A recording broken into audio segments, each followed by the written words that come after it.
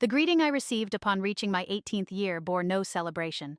There was no festive dessert, no written well wishes, no tokens of affection, and not a single warm expression. Instead, he simply stood at our bedroom entrance with his farm boots still laced, leaving traces of barnyard muck on the floorboards.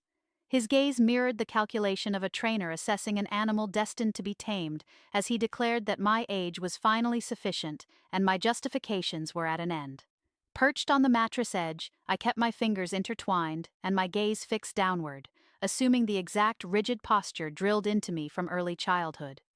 I found myself questioning what this threshold truly meant, for despite spending nearly a year as his spouse, maintaining his household, cooking his food, and pressing his garments with a massive iron heated by firewood, the boundaries of marital entitlement remained a mystery to me. Compliance was a concept I knew intimately, having absorbed it as thoroughly as a child learns her letters, through constant and unyielding instruction. Yet entitlement possesses a far more predatory nature, carrying a heavy force that leaves a deep mark, and on that particular birth anniversary, I discovered precisely how deeply it could cut. To ground this account, I spent my formative years embedded within an Old Order community in the very center of Pennsylvania Dutch country. My marriage took place when I was only 17, and my departure occurred at 24.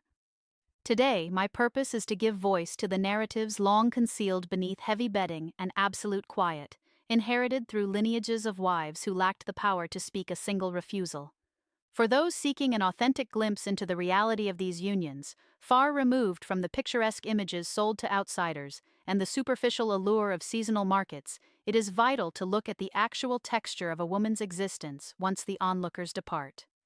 If these reflections resonate with you, consider sharing this perspective with others who might benefit, and consider reflecting on whether you have ever found yourself subject to a power dynamic you never willingly sanctioned. Exploring that dynamic forms the core foundation of the entire experiences detailed here. To comprehend this world, one must realize a truth hidden from external observers, which is that holy matrimony functions not as a cooperative bond, but as a rigid ladder of command, descending from the creator to the spouse, and finally to the wife.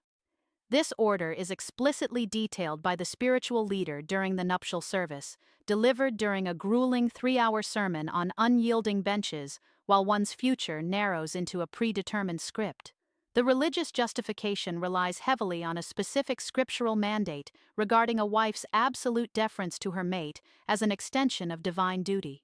In our church district, this principle served as the structural blueprint for every residence in the settlement, establishing the absolute parameters of a husband's prerogatives. Within this framework, a man possessed the right to expect food at precise intervals, rendering any delay an act of defiance, just as he could mandate absolute quiet during his spiritual devotionals, his studies, or his interactions with fellow elders. Furthermore, his jurisdiction extended to dictating which female companions his spouse could associate with, filtering out any influences deemed too secular or hazardous. Most profoundly, this authority encompassed a right to physical access at any chosen moment, a topic enveloped in the deepest layer of community secrecy. Although the unwritten guidelines of the Ordnung never articulated this rule explicitly, every female resident perceived its constant pressure as naturally as the laws of physics. You existed as a possession of the property, akin to livestock in a shelter, provided with sustenance and protection in exchange for expected output, meaning any friction or inability to comply was judged solely as a personal defect on your part, never on his. My union with Samuel was finalized just 2 months after my 17th birthday, when he was 23 years of age. His credentials consisted of 46 fertile acres of Lancaster County land, a barn raised alongside his patriarch, a carriage equipped with pristine tack, and a communal standing as a devout, industrious laborer. These attributes comprise the entirety of his evaluation, as no one investigated his capacity for gentleness, his willingness to hear my thoughts, or his awareness of the emotional state of an adolescent bride sharing a bed with a virtual stranger of less than half a year. The societal equation required only that the provider sustain the home and the partner acquiesce, leaving all remaining difficulties to the divine, whose decrees had already been explicitly outlined by our spiritual leaders. The ceremony took place in the late autumn, following the conclusion of the harvest, drawing 260 attendees who crowded into my family's house and outbuildings. My mother and I endured 72 hours of continuous culinary preparation, crafting roasted fowl, stewed celery, whipped potatoes, cabbage salads, fruit preserves, traditional molasses pies, and an endless supply of baked loaves. My upper body throbbed from kneading, and my lower limbs ached from enduring the freezing kitchen floorboards starting before dawn. My attire consisted of a freshly made, unadorned deep blue garment, crafted by my own fingers using the minute needlework techniques my grandmother had imparted to me. The occasion lacked any ornamentation, floral arrangements, or instrumentation, accompanied only by the droning cadences of the Ausbund, which elongated each word until the phrasing lost all conventional meaning. Observing my partner across the room, I scanned his features for any sign of tenderness, noticing only an unyielding resolve. While that expression ought to have served as a warning, my youth blinded me to the profound distinction between a partner motivated by affection and one driven by a blueprint for ownership.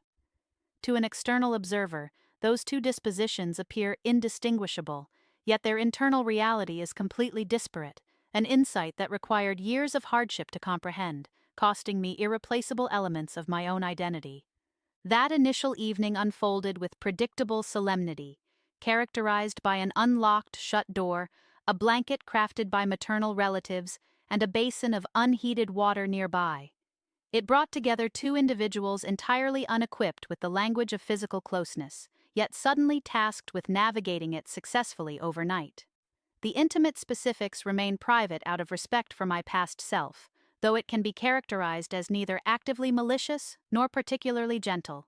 It operated as a mutual obligation, a standard task fulfilled and recorded in an invisible ledger that governed both of our consciences.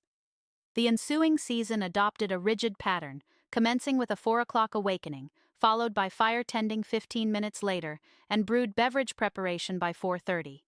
I adapted completely to his specific culinary demands regarding the firmness of his breakfast and the thickness of his food, committing his habits to memory with the devotion reserved for holy texts. My days were filled with agricultural tasks before daylight, agricultural cultivation that left my joints stained, and manual clothes washing using a mechanical agitator, hanging garments outdoors even in midwinter until my skin split from the frost. Evening meals were served precisely at 5:30, followed by domestic tidying and lighting maintenance, transitioning into extended silent periods where physical labor ceased but marital expectations persisted. It is crucial to clarify that my spouse did not possess an abusive physical temperament, as he never resorted to physical blows, aggressive gestures, or destructive outbursts. Nevertheless, overt aggression is not the sole method utilized to diminish a person's autonomy, as he communicated his directives with an absolute finality that precluded any dialogue. Rather than making requests, he issued pronouncements regarding my evening tasks, restrictions on seeing my sibling, or the mandate that we retire early. This specific phrasing regarding an early evening was an absolute command, and I quickly discerned that his definition of the term diverged significantly from my own. For me, the hour represented a desperate need for physical recovery following 16 hours of unceasing toil, whereas for him, it signaled a window of availability.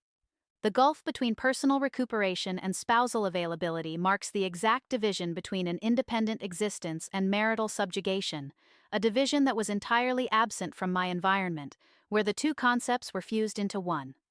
The arrival of my 18th birth anniversary occurred on a midweek baking day, an afternoon dedicated entirely to kneading 8 separate portions of dough until my limbs were coated in flour and the room sweltered from the hearth fire.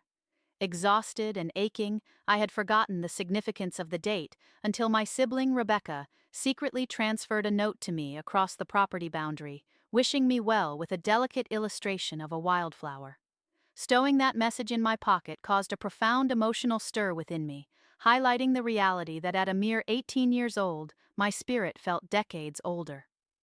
Later that night, Samuel returned from mending distant enclosures, his countenance bearing the familiar, rigid determination I had studied for nearly a year.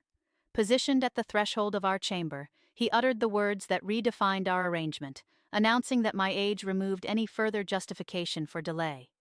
His statement meant that the subtle strategies I had employed for nearly a year, attributes of fatigue, physical discomfort, or biological cycles used to create distance, were no longer effective. Direct refusal was an impossibility, as such language had been entirely excluded from my upbringing, forcing me instead to rely on evasion, feigning slumber during evening devotionals, maintaining a physical turn toward the partition, and mimicking the deep respiration of deep sleep. Far from acts of defiance, these were the primitive coping mechanisms of an adolescent trying to survive demands her instincts knew she was unready to fulfill. On this occasion, however, he determined that his period of forbearance had concluded, reminding me of his perceived leniency compared to other community members who would have demanded compliance far earlier. He delivered this assessment without malice, exhibiting the serene conviction of someone citing a holy text, and the most agonizing reality is that according to our collective cultural norms, his perspective was accurate. Within that environment, his behavior was viewed as broad-minded, a fact that exposes the distorting nature of the societal framework encompassing us both. That evening, he claimed what he viewed as his marital entitlement, and as I subsequently lay in the dim room tracking the imperfections in the overhead woodwork to mentally escape my surroundings, he initiated contact once more. When I softly pleaded my exhaustion, his response was that a spouse's fatigue constituted no valid justification. That particular phrase has reverberated through my thoughts for decades, its origins uncertain, whether inherited from ancestral conversations on summer evenings, whispered by spiritual leaders, or shared during segregated male gatherings while the women tended to domestic cleanup. More likely, it was absorbed from the very atmosphere encountered by every male in our culture from infancy, a mindset dictating that his desires are absolute law, while her depletion is entirely inconsequential. I remained motionless in the dark, as his respiration quickly shifted into a rhythmic slumber, completely untroubled by the interaction. My vigil lasted until the initial morning bird calls, my physical form aching in ways I lacked the terminology to describe. Grasping the hidden message from my sibling, I pressed that simple rendering of a flower against my body, weeping for the innocence of a child who viewed existence as benevolent, and wondering if she too would eventually find herself beneath an identical ceiling, crushed by an uninvited weight of absolute quiet. Following that pivotal night, my endurance lasted for another 6 years, during which time I gave birth to 3 offspring, beginning with 2 sons and concluding with a daughter whom I quietly named in honor of my sibling, selecting her secondary moniker to avoid any spousal opposition. My affection for those infants possessed an intensity that alarmed me, providing my initial realization that devotion could exist independently of subjugation. This unreserved, unpermitted affection offered a nascent vision of an alternate identity beyond that homestead. Throughout that period, I recognized peers harboring an identical internal muteness, resembling a swallowed object they could neither expel nor acknowledge. My neighbor, Ada, who had wed an older man at 16, confided in me during autumn food preservation that the concept of personal sensation during intimacy had never occurred to her as a possibility outside of mere obligation. She articulated that concept of obligation with a hesitant precision, as if testing an unfamiliar dialect, suddenly aware of alternative possibilities. At 31, with 5 offspring, she had never viewed her physical form as her own property, rather than a temporary loan. The circumstances facing my companion, Leah, were even more severe, as her spouse, Amos, interpreted any hesitation as an expression of hochmut, or spiritual arrogance. Within our doctrine, such arrogance was deemed the ultimate transgression, surpassing deceit or dishonesty, meaning her reluctance was categorized as an offense requiring discipline. While the details of that discipline remain her private burden, the resulting physical caution in her stride was attributed by neighbors entirely to maternal complications, a consensus left unchallenged because inquiry itself was viewed as another form of arrogance. My eventual departure unfolded at 3 o'clock in the morning, packing minimal belongings in the unlit kitchen while my spouse rested with the absolute confidence of an unshakable reality.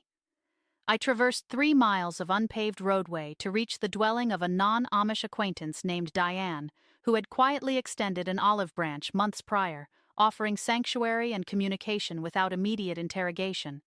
The subsequent social banishment was swift. My maternal parents' communication ceased instantly, my patriarch rejected all correspondence, and Rebecca was entirely prohibited from practicing my name. Through professional counseling, I encountered terminology previously absent from my lexicon, such as non-consensual pressure, conjugal prerogative, physical sovereignty, and voluntary agreement. My counselor, Claire, an expert in spiritual abuse, listened to the detached chronicle of my marriage within her sunlit, plant-filled workspace before offering an observation that fundamentally shifted my perspective, noting that specific legal and psychological definitions exist for those experiences, even within the bounds of matrimony. The revelation caused an immediate internal disorientation, not from immediate fury, which emerged much later as an icy, massive wave from an unsuspected depth, but from an overwhelming sense of liberation. It was the profound unburdening experienced when an individual unlearns a lifelong weight, hearing finally that the load was never their responsibility to endure. It is essential to acknowledge that this culture is far from monolithic and contains diverse experiences, including districts where spouses display genuine tenderness and women experience true security. There are households where mutual affection mirrors genuine cooperation, despite employing terminology distinct from the secular world.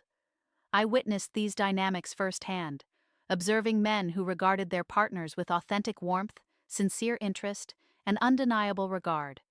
Furthermore, this upbringing instilled a rigorous industriousness that has sustained me through subsequent hardships, alongside a profound communal connection that I still long for during tranquil Sabbath daybreaks when the secular populace slumbers and my ingrained routine awakens me. My spiritual convictions, though fractured, re-evaluated, and maintained by a fragile strand, remain resilient and uniquely my own. Yet true devotion never mandates a woman's passivity, while her physical being is dominated as a conquest, nor does any sacred text invalidate human fatigue, or a compassionate creator fashion such intricate biology only to demand decades of mute embarrassment. Samuel was no demonic figure. He merely operated within the parameters of the culture that shaped us both, a framework that granted him unearned supremacy and imposed an unchosen reticence upon me. Within the space between that dominance and that compliance, an entire domestic life transpired, offspring grew, sustenance was prepared, boundaries were maintained, agricultural duties were performed before dawn, and an adolescent marked her 18th year with a sketched wildflower in her grasp, while being informed that her physical depletion merited no consideration. To anyone raised in an environment where your refusals carried no consequence, your experiences are recognized. If you were conditioned to subordinate your comfort to the desires of another, your isolation is an illusion, and your exhaustion was never a personal defect, but rather a crucial message from your physical self-seeking acknowledgement. There is no shame in your fatigue, no frailty in your desire for gentleness, and no transgression in claiming ownership over your own form. That autonomy has always been, and remains, entirely yours. If you have navigated a parallel path, your insights are welcome below. Treasure the independence you cultivate, for it possesses the power to redeem your existence.